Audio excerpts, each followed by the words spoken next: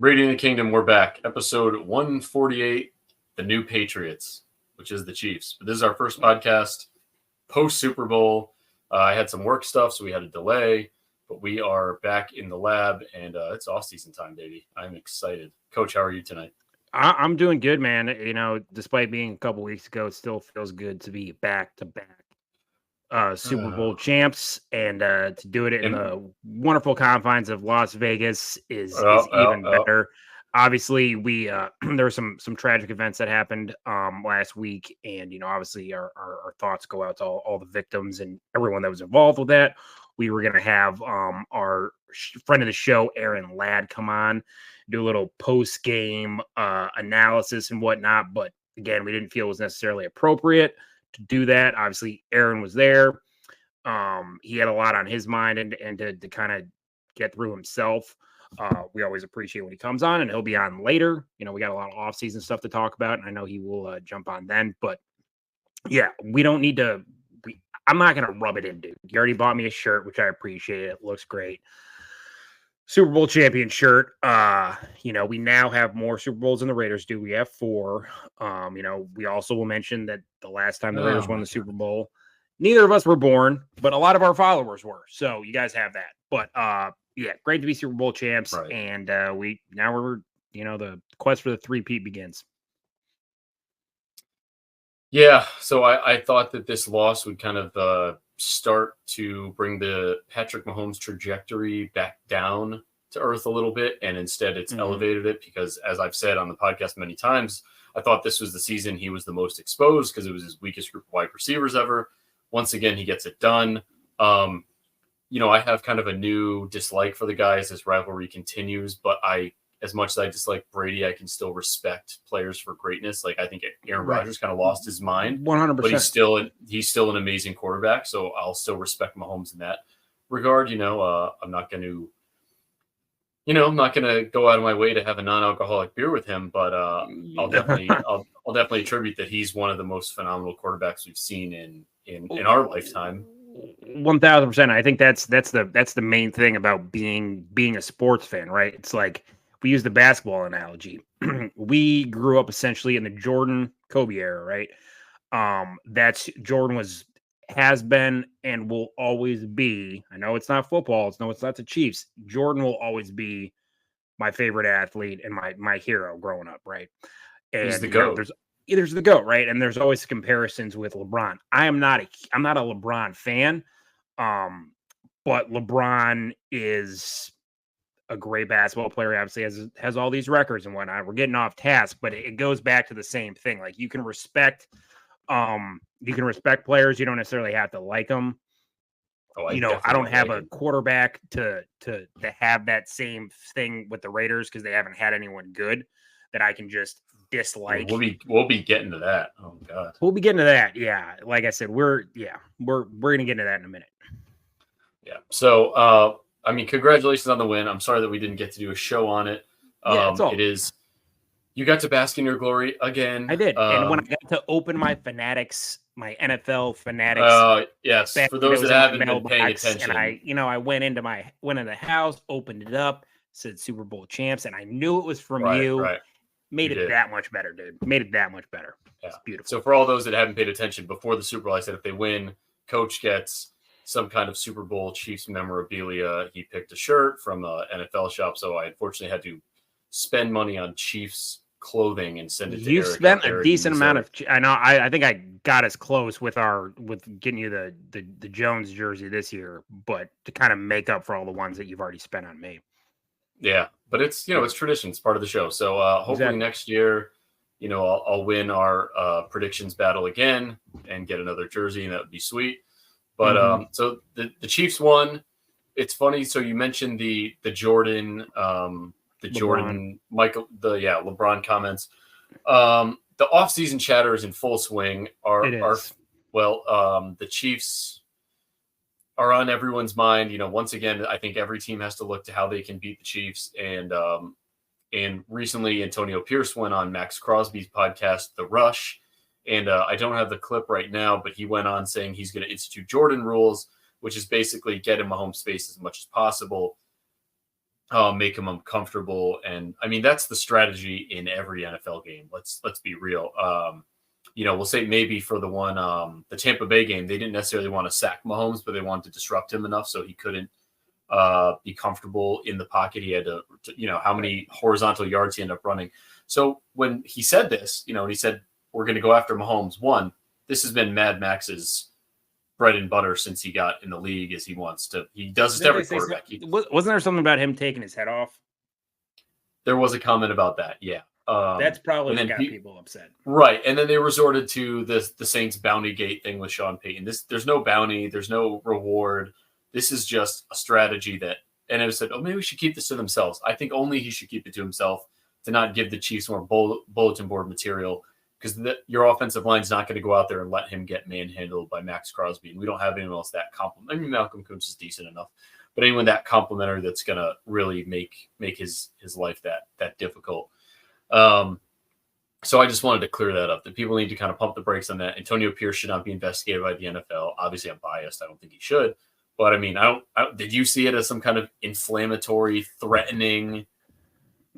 I'm not a weak-minded person, so I don't. I know you're not. Give Kermit more. That wasn't a good Kermit impression. That was like give him more bulletin, more material. This is football, man. This isn't like, hey, it's like back in the day. Teams hated each other. They didn't necessarily want to join up and be lollygagging and playing together, right? No. So it's like the Chiefs and the Raiders hating each other, and the Raiders getting better, being more competitive with the Chiefs, only makes our podcast better and only makes the AFC, the NFL better in general, because it's one of the best rivalries. Better when both these teams are good. Yeah. Good. And they hate each other. And that's the way it should be. We can hate each other, but we can also respect each other. And that's the main thing. Because there's no doubt that Max Crosby hates Patrick Mahomes. He hates the Chiefs, but you have to respect them for what they've done. There's a difference there. So you got to be realistic. My boy Phil Robinson from Raider Ramble says, how dare he try to beat the legendary GOAT in the making? Yeah, I agree. Phil doubles down. Tell him, Coach. Oh, there Phil, we go. I appreciate it, Phil. Yeah, no, I mean, Patrick Mahomes shows it on the field. Obviously, you guys have Christmas, like we've talked about for the last however many podcasts we've had since Christmas. But we're getting the rings, and like I said, we're going for 3. We're going for the 3-peat. You're going for and what? Just like Jordan with the Bulls, who did it twice. We're going for our first 3-peat. Right, and Andy Reid is sticking around. Kelsey's coming back. Coming around. Spags signed a contract extension. Todd, like our assistant head coach, special teams guy.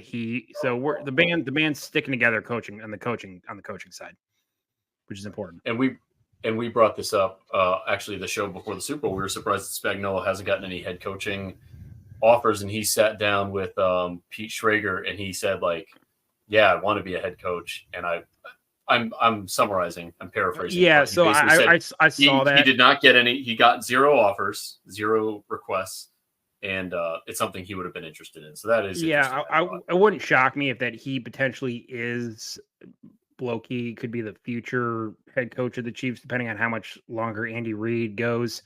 I for instance, I think if the Chiefs win it this year, Spags was, I know that Spags was a bad coach, Phil. In St. Louis, he was very bad. Also, he had terrible teams in St. Louis. You can live and you learn. But I'm him, dude. Just stay at D coordinator, man. You're essentially the greatest D coordinator of all time. I think you have you have 4 Super Bowls now. I think 4 or 5. I don't know if he got 2 with the Giants. He might know he was gone. So I think he got 1 with the Giants. And then obviously the 3 with the Chiefs now. So he's got 4. But, that's nor here nor there. That's not anything we need to worry about right now. And he's going to get a contract extension and be fine. But, if he wants to take that opportunity and he wants to go, that's fine. But we got him for at least another year. Fair enough. I'm not a huge fan of him sticking around there. But it is what it is. McDaniels didn't live and learn. Phil, you are just like on fire tonight. You're so glad you're tuning in. Your NBA Jam's heating up right now. Yeah.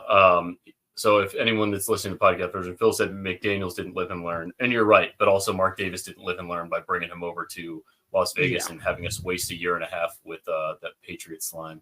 So sorry for the harsh words there, but I'm really annoyed. It was just time wasted.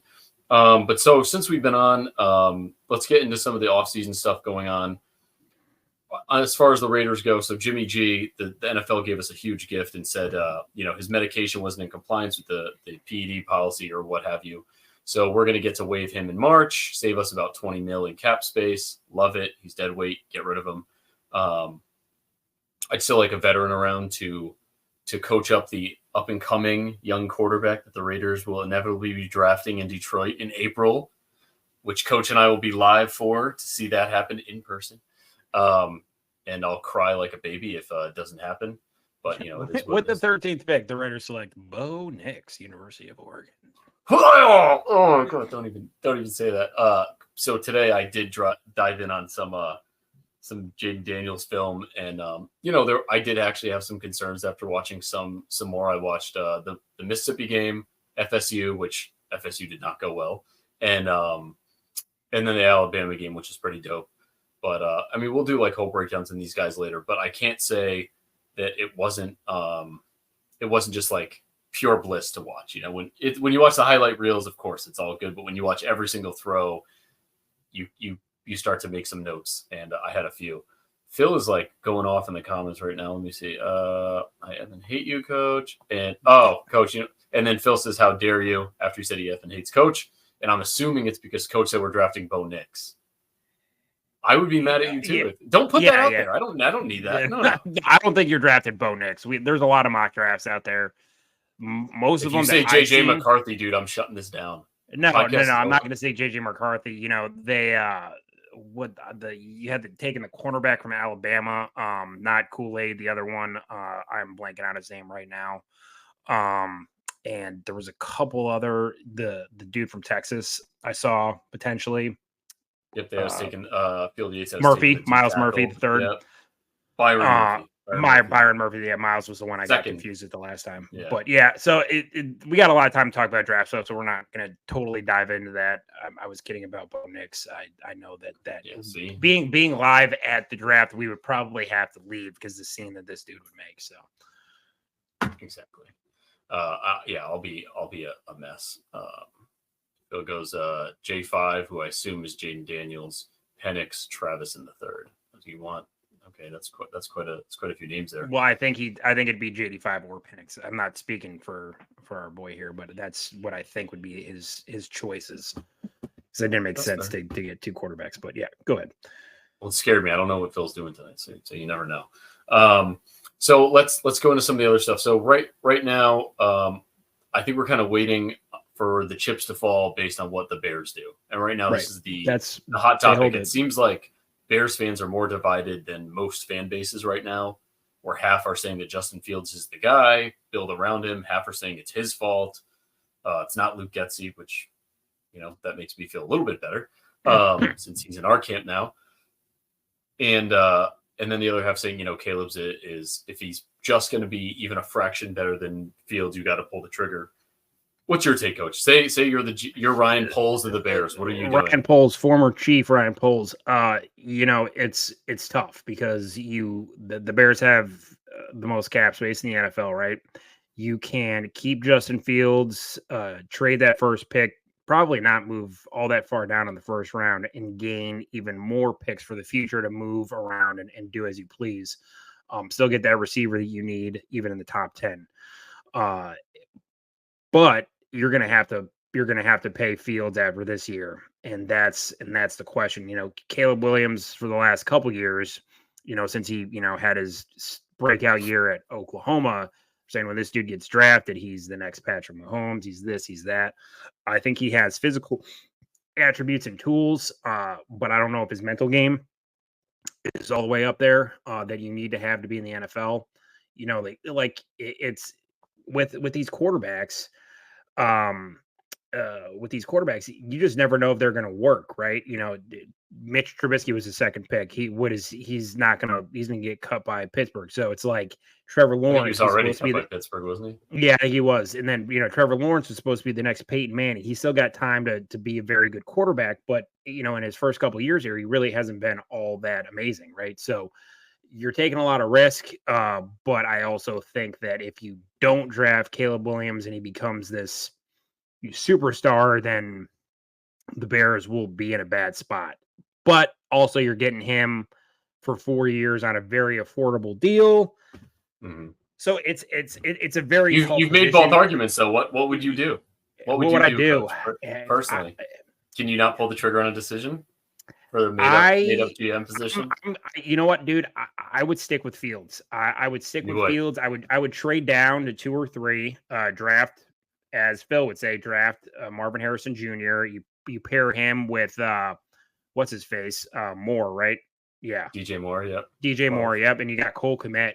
You got a really good offense. You can then get yourself an offensive lineman, just improve the team with all the cap space you have and roll with him, because he's had 3 different offensive coordinators since he started. So he hasn't had 2 or 3. Yeah. So he hasn't had the stability. I am going to roll with Justin Fields. You know what? I know you're not a Justin Fields guy, but I'm not a Caleb Williams guy. I think Drake May will end up being the best out of those top 3 quarterbacks, but wait. You think Drake May is going to be better than Caleb Williams and Jaden Daniels? Yeah, mark that down right now. Where we're at. I am marking it down right now. 1,717 minutes here on 222. Right, we're on 222. Yeah. Why do you think Drake May is going to be better than both those? Drake May is going to be better than both. Quarterback episode. You do. Okay. Coach is marking that down now. All right. So that's wild. What are you going to do? So I know you're not a Justin Fields guy. You know I'm not a Justin Fields guy, but I'm also definitely not a Caleb Williams guy. If anyone saw, I did share the photo of him in a dress from his GQ photo shoot when someone asked why he can't lead a locker room. I'm not saying a guy can't wear that kind of stuff, but I think that just the locker room is going to be one of the hardest things for him to master. I think that you've seen quarterbacks with just a different type personality can affect the rest of the team. And if he's not a likable guy with everyone else, he doesn't fit in, it's going to generate with the rest of the team, and they're not going to gel, and that's going to ruin everything. I just saw that Bailey Zappi said. Let me tell you this thing about quarterbacks, all right? Okay, let's hear it. Who would you say the top 5 quarterbacks in the NFL right now are? Just tell me. Let's see. I'm going to go Pat Mahomes. Texas Tech. Joe Burrow. LSU, right? I'll go. Go Josh Allen. Josh Allen, CJ Stroud, and Wyoming. Yep, let me see. It's my last You're putting CJ Stroud in the top 5 already? Yep, he's number 5. Yep. Okay, and number 4 is Lamar. Yeah, I'm going to go Lamar with 4. But I'm going to actually put Lamar above Josh Allen. You're going to put Lamar. So we got Texas Tech, not a big football school. We got Lamar Jackson, Louisville, not a big football school. Josh Allen, Wyoming, not a big football school. Obviously CJ Stroud is the first Ohio State quarterback to, be probably in anyone's top 5, right? Yeah. Obviously Joe Burrow started there. And then you look at Joe Burrow and the talent that he had on the LSU team. I think I probably could have had a pretty good season as their quarterback, right? So my theory and a theory of a friend of mine has said that like a lot of these great quarterbacks, and this is not all of them, there's not like a science to this, but a lot of them come from not big schools because they don't have all the talent and they have to just be good quarterbacks and make guys better, right? The LSUs, your Ohio States always recruit, always get 5-star, always get. He did not start at OSU. No, he maybe started a game, but he was not the starter there. He was 3rd string, and then he started. Yeah, he started at Ohio State. Okay, that's where I get what you're saying. I knew that. But he couldn't start, and then it went to LSU, and it worked out. But what I'm saying is that a lot of these great quarterbacks more recently have come from not predominantly super high-powered schools. and they have to do with what they get, and they're not getting consistent 5-star talent like these bigger schools do.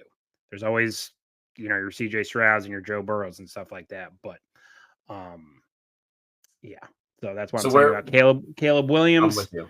Big school, right? Oklahoma, USC, Jaden Daniels, Arizona State, couldn't hack it there, went to LSU. Yeah, had a couple good seasons, but also had a ridiculous good. He was a 4th round draft. He was a 4th round grade before this year, and then he's a top 5 pick. You got Neighbors, you got some studs, and Jason Bean, KU. That Jason Bean will be a 6th or 7th round pick, if that. Most likely to go undrafted, but I think he could slip in depending on how he does at the combine. 6th or 7th round. He's a good backup, I think. For those listening to the audio, the question was, what are your thoughts on Jason Bean from KU in the draft? Yeah, he came in and played good for KU this year when their starter was down. Yeah, I think he'd be a 6th or 7th rounder. He's not going to be a day 1 or day 2 pick. I could, depending on how he does on at the combine, I think a day 3 pick potentially. Yeah. So, and I don't think I actually gave you a direct answer there. I am also going to say that they should just roll with Fields for 1 more year. Let somebody pay a king's ransom for Caleb Williams. Exactly. You give him the talent with, Cole Kmet, like a Marvin Harrison Jr., DJ Moore, amongst get the defenses improving, get him a good, improve the offensive line as well. They have all this cap space. Things can change. And no one's a guarantee. And I know everyone's like Caleb Williams. I don't buy it. And I could be completely wrong. And if I am, I am. But yeah, I'd roll with Fields. So I don't buy it as well. And I'm definitely not a Justin Fields believer, but I think it's worth it on the rookie contract to give him the 1 more shot. And like you said, kind of stack the offense even more. And then if it doesn't work out, it doesn't work out. But I think what teams are so afraid of is that how many of them are, the GMs, the present, the past ones. I think it was Mike Mayock, who was with the Raiders, said that you always remember the ones you missed on, not so much the ones you hit. And so all these teams that passed on, because when was Pat Mahomes picked? 13th, 15th? He was picked 10th. 10th, double digit. I think it was double digit something.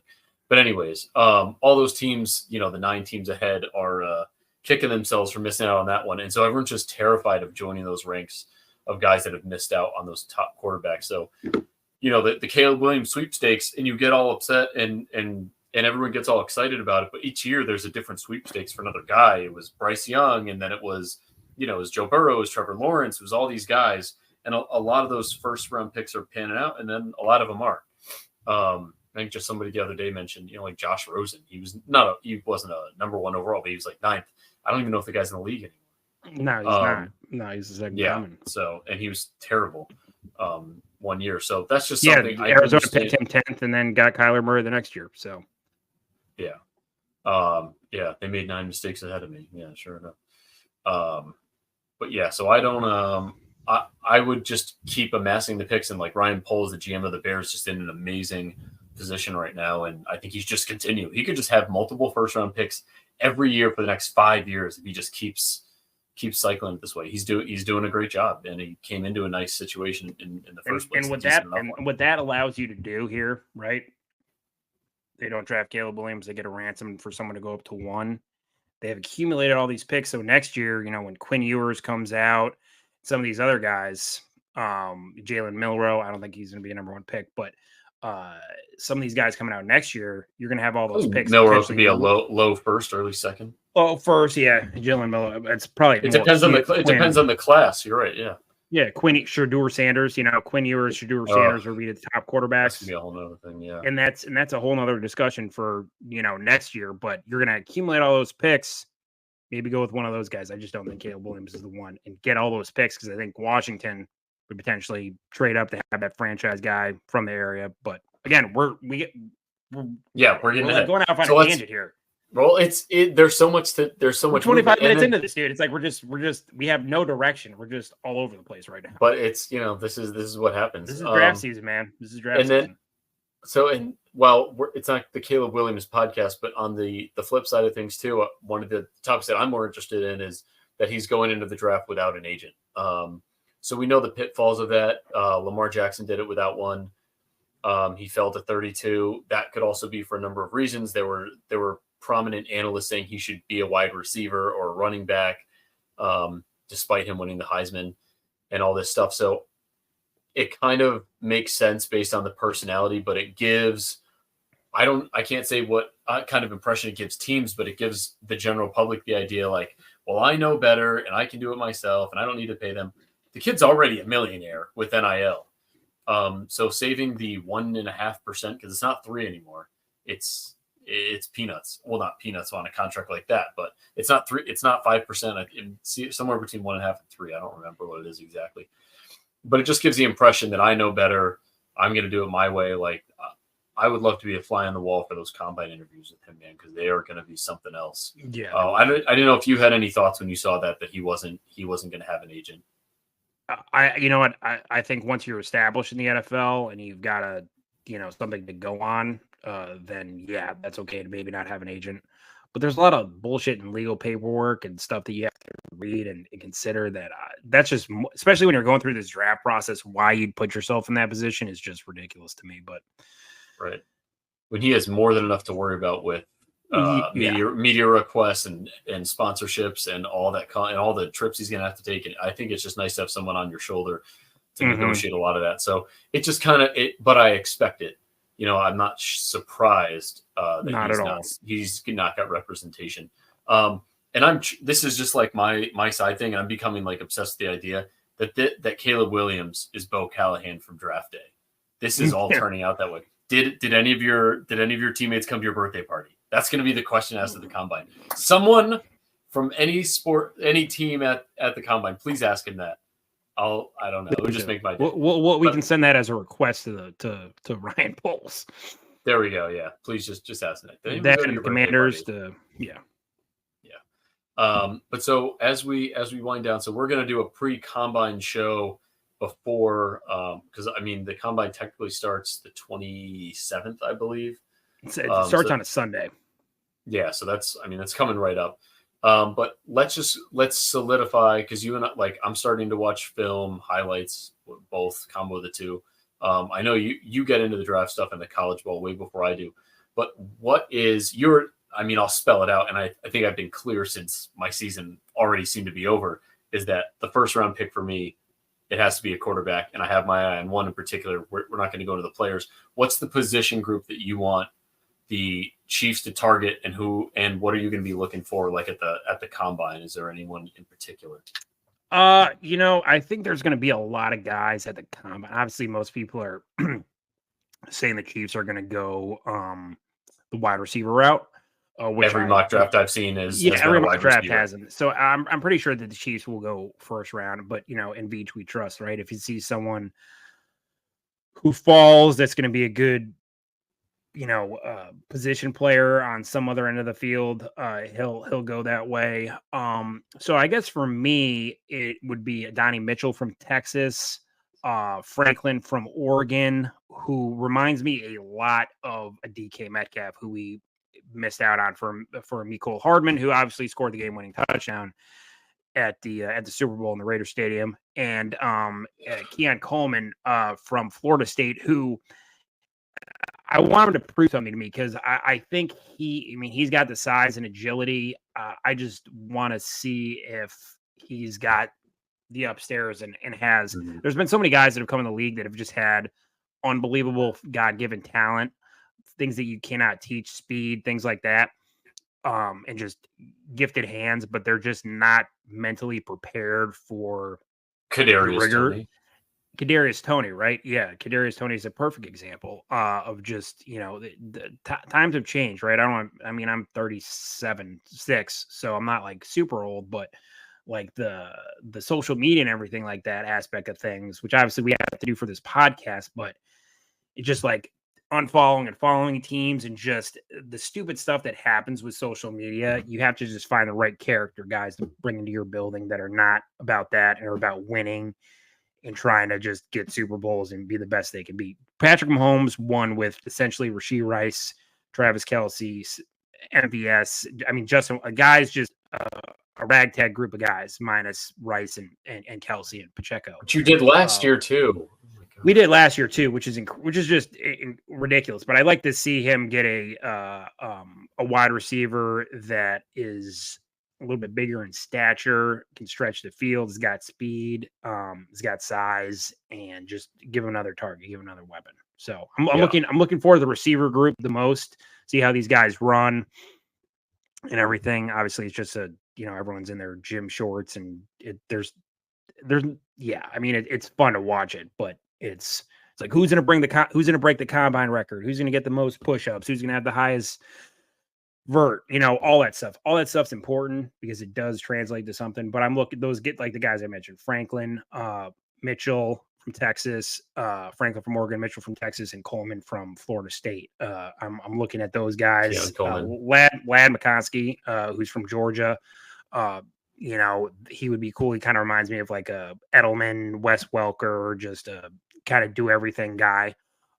So we'll see. But the combine will be fun, and I'll come out with my RTK top 50 draft board post combine, and that's just going to be my top 50 players, not necessarily where they're going, all that, but just who I think are going to be the top 50 players in the draft. Yeah, our mock drafts are really going to start to fall after free agency kicks off. That's going to be the big one. So, and like I said, so I'm obviously looking towards the quarterbacks. That's kind of been the topic of conversation in the general media. Like Antonio Pierce has made it kind of clear that he is looking towards a quarterback. Which I don't know if I really recommend. He said worst case scenario, we roll out Aiden O'Connell. I don't know how that's going to help for the rookie's confidence. I didn't really like that he said that. But I think that, we do need to take a swing on a quarterback. I wonder if maybe we're not, and that's why Cliff Kingsbury decided not to stay with the Raiders, or maybe the Commanders gave him a plan that he liked better. I don't know what it is.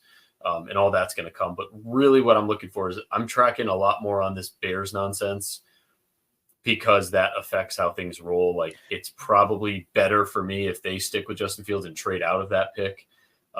As far as a Raiders fan goes, I do want them to select a quarterback, but I also, if they're going to trade the farm to move up, it's got to be the right guy. So I won't celebrate just if a quarterback selected. It's going to have to be the right one. And I'm going to say one thing, and we can cut this after this. And it's about the draft, and it's about a team that's also very important in this draft because it's the number 3 pick. It's the New England Patriots.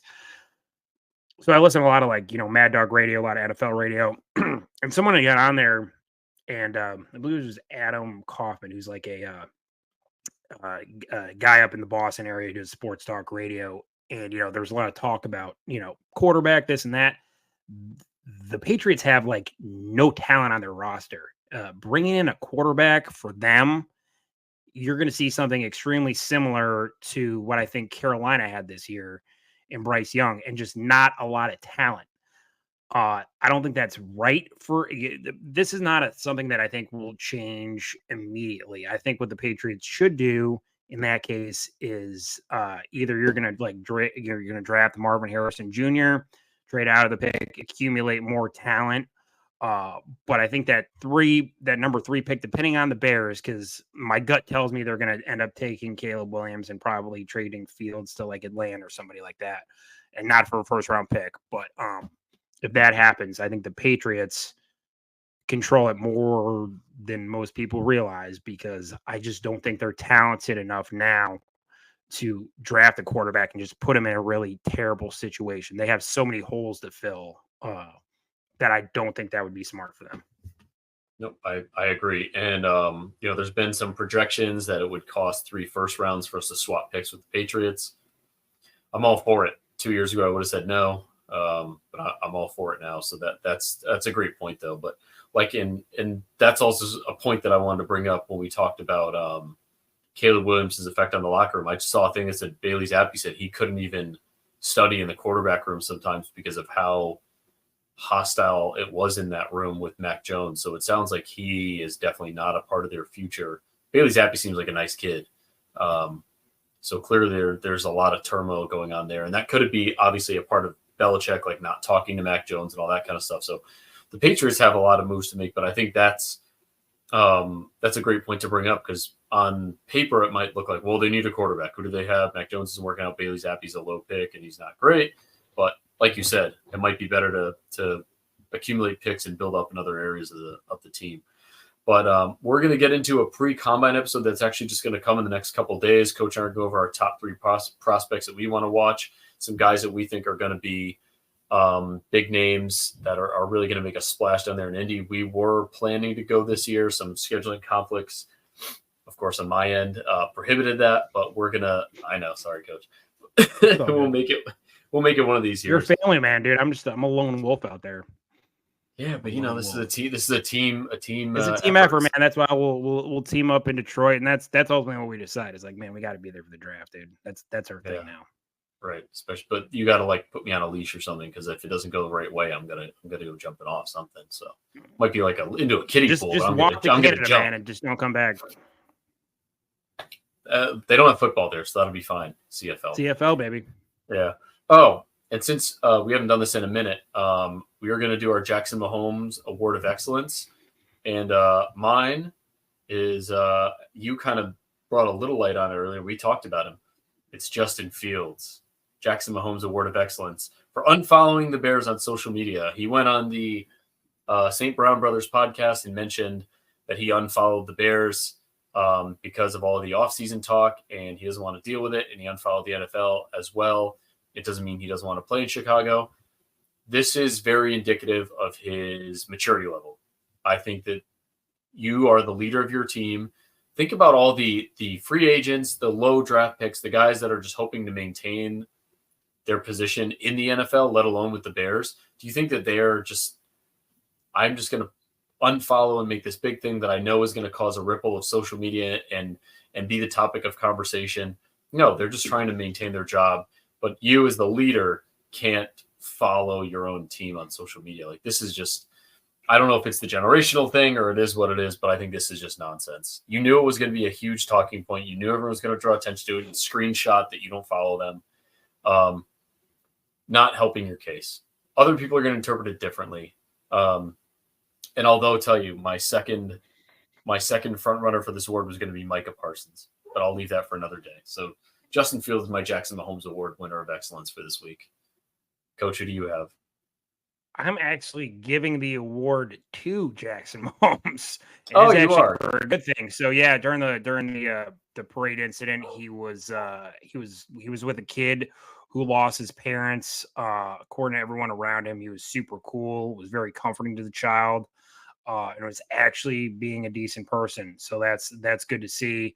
Not something. So it's not ironic this time. So it's not ironic. No, it's actually befitting of the Jackson Mahomes Award of Excellence. So props to Jackson for being a stand-up guy, trying to help a kid through a tough time and helping him find his parents in an extremely chaotic situation and not boasting about it on social media or recording it for Instagram or anything like that. So props to him for showing some maturity and being a stand-up guy. So props to you, Jackson. Wait, so do we have to change the award name now? To the Micah Parsons Award of Excellence. Oh yeah, I mean, I think we should just. I think the award almost should just be indicative of just someone who's been, kind of a douche, for a lack of a better term, that week. So just change it by the name, and we might have to change it by the name. I don't know. Jackson will do something to get the Jackson Mahomes Award of Excellence back, but. That's yeah, fair. We'll have to brainstorm. Leave us your ideas. All right, that's fair enough. All right, so we're going to take off for tonight, but we wanted to get a post Super Bowl, pre-combine, pre-everything else show on right now for all of you. So we're going to get a big time combine episode. Coach is coming out with his big board. It's going to get us his top 50 players that are entering the draft. And it's going to be really exciting. I'm going to continue to annoy everyone with my Jaden Daniels posts and videos and highlights and we appreciate that. And I think it'd be cool also if everyone, that listens, if they want to submit their own personal mock drafts, send them in, and we can. I love to see mock drafts. Yeah, we love especially mock you have drafts. The Raiders trading up. Yeah, trading up, and just send those in, and we can go over them and give you a shout out on air, and it'd be fun. Just make them reasonable, please. Yeah, but whatever. Either the most offensive or the most interesting mock drafts, we'll definitely break them down live on our future show. So everyone that's listening, do that. Post it on any of our socials, Facebook, Twitter, etc. Aaron Jensen, thanks for the show. No, Aaron, thank you for listening. Thank you, bro. Thanks, dog. All right. That's it. Peace out.